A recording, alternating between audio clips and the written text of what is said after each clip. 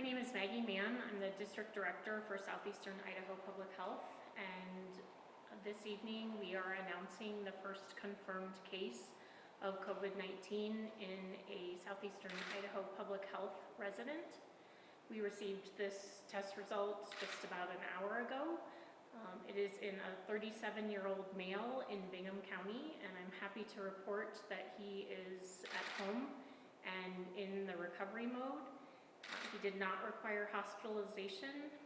He experienced symptoms of a cold or maybe influenza, so went in to see his healthcare provider, just as we're recommending that people do, and was evaluated, and the provider decided to test this individual. They submitted the test to a private laboratory, and results were received today. With this first case, it's important to re-emphasize that we all have a part in preventing spread of this virus in our communities. And you've probably heard quite a bit in recent weeks about things that we can all do to prevent spread. Staying home if we're sick, just like this patient has done. Washing our hands on a regular basis, 20 seconds, warm water and soap. Practicing social distancing, so keeping at least 6 feet between you and the people around you. That helps to reduce the likelihood that you're going to inhale any type of droplet that might be infected with the virus. So we just encourage people to practice those measures, and that will help reduce the spread of virus in our communities and flatten the curve, so to speak, as we've been talking about. And I'd be happy to take any questions.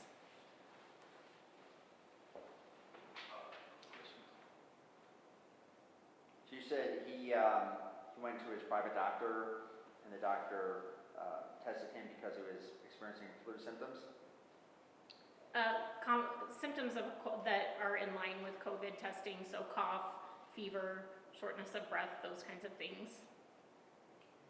And it sounds like he wasn't hospitalized, he's at home recovering, so would you say he's expected to survive?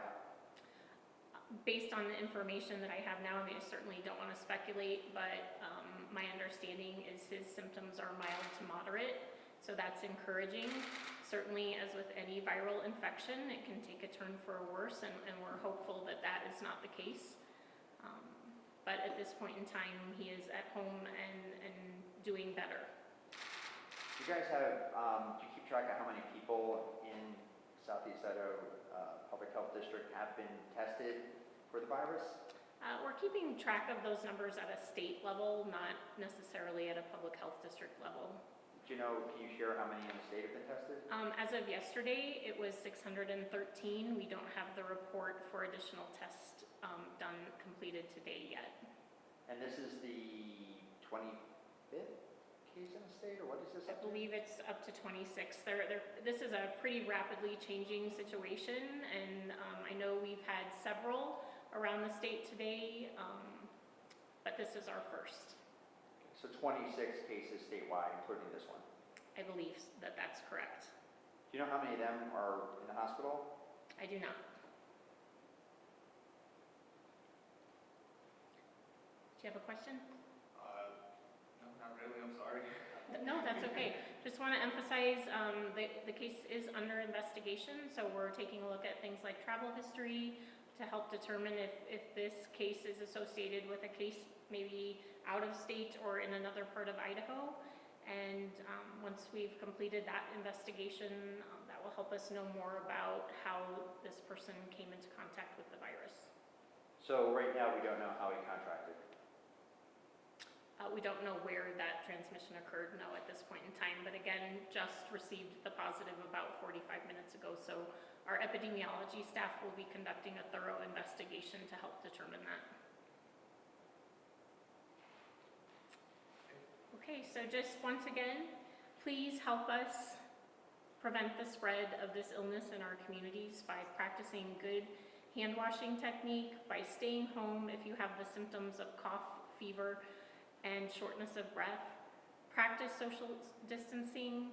Maybe now is a good time to spend some time at home with your family And also remember that even if you're a younger person and you don't have some of the conditions that are placing people at higher risk, it's still important for you to be practicing these measures, because while you may be at low risk, if you're out and about in our community and not practicing these measures, you potentially are placing higher risk people at risk for the virus and serious complications.